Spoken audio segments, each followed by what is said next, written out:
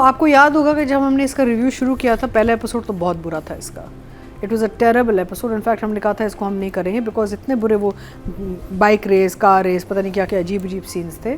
तो थोड़ा सा the first 2 episodes are very very पैदल, बट ये बहुत इम्प्रूव कर गया है ओवर टाइम. ये जो अब नए जो इसके एपिसोड्स निकले, क्योंकि हमें ऑब्वियसली एक जंप आया तो सारे देखने पड़े मुझे, बीच वाले भी, कि कोई स्टोरी लाइन में कुछ मिस ना कर जाए बिकॉज फिर आपको कैरेक्टर्स की समझ नहीं आती. So definitely every episode was very very interesting, जहाँ आप अगले एपिसोड का इंतज़ार करते कि होगा क्या, बिकॉज इसके हुक्स बहुत इंटरेस्टिंग है. I think Nazli was fantastic through out, बहुत अच्छे उन्होंने काम किया है. वेरी ख़तरनाक स्टोरी, क्योंकि हम अक्सर इन जैसी कहानियों में नहीं जाते. एक लड़की जो इंट्रैप हो जाती है और उसके बाद इस्तेमाल की जाती है, फिर उसको डिस्कार्ड किया जाता है, फिर उसके वो देखें अब नेचर भी होता है जब वो प्रेग्नेंट हो जाती है. कितनी जुल्म की बात है ना. इन हादसों में औरतों के साथ क्या होता है कि सिर्फ एक ही जुल्म ही 1000 जुल्म शुरू हो जाते हैं. अब every one is judging her, nobody is asking who the man is. किसी ने ये नहीं पूछा कि भाई बंदा कौन था. वो भी इसमें उतना ही गुनहगार है. अच्छा, गुनाह तो है नहीं, इसमें तो गुनाह ही तो लिखा हुआ है. निकाह तो पढ़ाया. अच्छा, एक हमारे पाकिस्तानी टेलीविज़न का तो यही है ना कि हम ये सब कुछ निकाह के बगैर नहीं दिखा सकते, बिकॉज फिर हमें वो आ जाता है नोटिस पे अमरा का कि आप क्या दिखा रहे हैं. सो वो निकाह वाला एलिमेंट इन्होंने राइटर ने डाला हुआ इसमें, ताकि वो ये यहाँ तक कहानी तक लेके जा सकें when she gets pregnant. Because unwedded mothers तो हम दिखाते नहीं हैं, you know, out of marriage जो मदर्स हैं, तो वो एलिमेंट डाला ही गया है सेंसर पॉइंट ऑफ व्यू से फॉर श्योर. अदरवाइज टिपिकली ये लड़की जितनी लट्टू हो गई थी लड़के की, she could have gone and spent a night with him, but she didn't, है ना. तो वो बिल्डअप भी बड़ा अच्छा था कि जब इसको मजबूर करता है, फोर्स करता है कि शादी कर लो. बिकॉज मुझे बड़ा अच्छा लगा जब वो कहती रही नहीं मैं कोर्ट मैरिज नहीं कर सकती. I thought wow, you know, she is holding her ground. But then even the buildup of how he convinces her, वो भी सुसाइड अटेम्प्ट और ये वो सारा fraud, then it was believable कि हाँ यार इस लेवल पे ले आया था बच्ची को जिसके और ऑडियंस भी उसके साथ वही थे नहीं. और देखें ये वो लड़की है जो जैसे घराने से आती है जहाँ पे इसका ज़्यादा बंदों के साथ एक्सपोजर नहीं है. सिंगल मदर होम है, बाप भी नहीं है इसका, भाई नहीं है घर में, तो इसको ज़्यादा नहीं पता होगा कि मर्द क्या क्या कर सकते हैं. तो शी इज़ इंट्रैप्ड नाउ ना, उसको फंसा लिया है. तो उस पॉइंट ऑफ व्यू से कहानी बड़ी मज़े की थी. फिर आगे जाके शॉकर था जब वो मर जाती है, आप एक्सपेक्ट नहीं कर रहे बिकॉज आप सोच रहे हो एंड तक जाएगा. अब पूरी कहानी आ गई लाइबा के कैरेक्टर पे, you know, and Laiba is a good performance. She played one of my 4 daughters in Angna, तो मैंने काम किया हुआ है बहुत. She is a very good artist. तो ये जो इन्होंने पूरा जो बिल्डअप दिखाया ना has been a very acceptable buildup, यानी कि इट्स अ वेरी ख़तरनाक स्टोरी. क्योंकि अब जो नज़र आ रहा है ना कि जो दूसरा भाई है जो मिकाइल कैरेक्टर कर रहे हैं, वो जब ये बाय चांस इसी लड़की से उसको मोहब्बत होनी शुरू हो गई है तो ये कहाँ जाएगा. Let's see what happens, but at the moment I would say yes, I agree with Nadia, it is a 2 thumbs up वाला story because it's a very dangerous कहानी that they Sadia would say. इसकी बुनत बहुत अच्छी है, but and it keeps you engage, it keeps you interested. कुछ छोटे मोटे फ्लॉज हैं जो चल रहे हैं जो आगे जाके देखते हैं क्या होता है उनके साथ. But overall I think it's a interesting story and a very ख़तरनाक कॉन्सेप्ट. ये जो पूरा था एक रात उसके साथ हुआ क्या, फिर उसको उससे डिच कैसे किया बंदे ने, फिर वो प्रेग्नेंट निकला ही उसके बाद, वेरी ख़तरनाक from that point of view. दुल्हन एक रात की नहीं, बिकॉज वो लड़कियाँ ऐसे ही बेचारी फंस जाती हैं ना, उनके साथ जब जुल्म हो रहा तो ये डबल जुल्म होता है ना, because they come home pregnant. फिर क्या करें, वो ना वो किसी को बता सकती थी ना वो कुछ कर सकती थी. तो इनफैक्ट मैं तो ये सोच रही थी और ये तलाक नहीं हुई. if she hadn't died what would have happened. तलाक हो गई, तलाक नहीं हुई ना, हो गई उसने तलाक नहीं हुई. तलाक शी इज प्रेग्नेंट.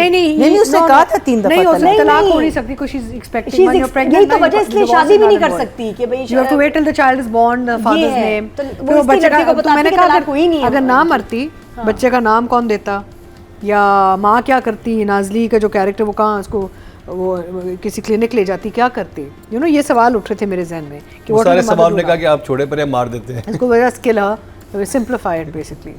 सो अब तो वो तो एक सिलसिला आपके आउट हो गया फ्रेम से. अब जो ये लाइबा और मिकाइल का जो ट्रैक बन रहा है या बनेगा, ये इंटरेस्टिंग होगा बिकॉज ये फिर इस घर में जाएगी, वहाँ she is looking for the brother. ये गई है ना, ढूंढने भी गई है वो गेस्ट हाउस में अंदर और मिला नहीं उसे. तो जब उसके वो आमने सामने जब टाकरा होगा इतना इंटरेस्टिंग होगा. शिल से ये क्या है भाई, ये तो I'm waiting to see. And if they can sustain the story and the direction on this level, तो ये ड्रामा बहुत अच्छा जाएगा. अच्छा, इस ड्रामे की अच्छी बात है कि ये मैसेस का ड्रामा है. अगर हम कह रहे हैं ना कितने व्यूज़ हैं, व्यूज़ इसलिए क्योंकि ये एक मैस अपील ऑडियंस का ड्रामा है. इसकी लैंग्वेज, इसकी ओवरऑल ड्रेसिंग, ट्रीटमेंट, किरदार, ये mass appeal middle class family वाला ड्रामा है. तो इसकी व्यूअरशिप होनी चाहिए काफ़ी ज़्यादा, because it's not a niche drama for certain class ना. तो उस हवाले से I think it will be very good if they sustain it somehow after all these people have been eliminated.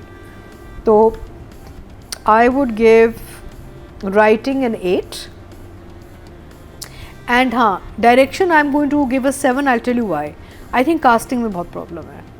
Casting में प्रॉब्लम भी, एक तो लड़के बहुत बड़े हैं, हमने पहले भी बात की थी. शुरू के एपिसोड्स में दिखा रहे हैं कि वो एक तो अभी पढ़ाई ख़त्म करके ऑफिस ज्वाइन कर रहे हैं. Both boys are very too old for this characters. They are mature man basically. They should have had boys in their 20s या अर्ली 20s. एंड ऑल्सो यहाँ पे अच्छा लगा, आगा मुझे सही लगा. नहीं, आप शुरू से देखो, शुरू से आगे देखो जो हरकतें उसकी है ना, हरकतें सही हैं. एंड नहीं, मुझे तो बहुत अजीब दोनों लग रहे हैं. And parents are grand parent age, जिनको पेरेंट्स बनाया हुआ है. हाँ, राइट. तो वो भी वहाँ पे भी कास्टिंग का मसला है. I am talking about the ages that people have been placed into age characters. तो उस हवाले से मुझे कास्टिंग में कुछ प्रॉब्लम लग रहा है. Otherwise overall it's a good drama. 7 for direction and 8 for writing. Marina जी.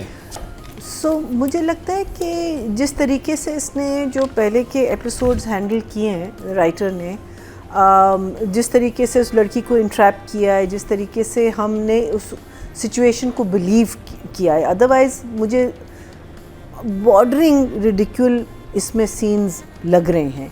लेकिन जिस तरीके से उसने वो वाली कहानी की है, मुझे लगता है आगे जाके भी I am seeing a potential. I am seeing something के I am hoping to see a potential. अभी ये अगर 2 एपिसोड्स हम देखते हैं, इनके बारे में बात करें, तो इनमें बेसिकली वही repeat every scene was a repeat of a scene too in these performances.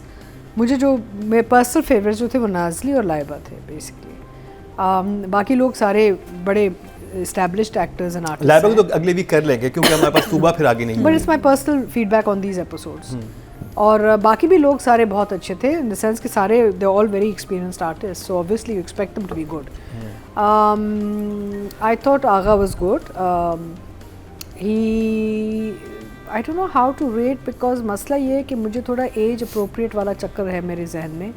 He seems a little mature for the चलिए उस पे तो आपने नंबरिंग एक दफ़ा कर दी थी ना. मैं अब जहाँ पे नहीं, but it's still a problem for me ना. Okay. In my mind, it's still a problem.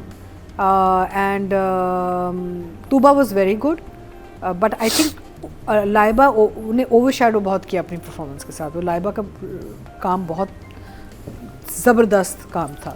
So I will give Tuba an 8 and Agha, because I actually problem with Agha, मैंने उनको इन रोल्स में बहुत देखा हुआ है. ऐसे रोल्स उन्होंने बहुत किए हुए हैं ना पहले, तो इसलिए थोड़ा सा वो मुझे लग रहा है कि मैं रिपीट पे देख रही हूँ. I'd like to see him in something different, so I'll give him a 7. 7.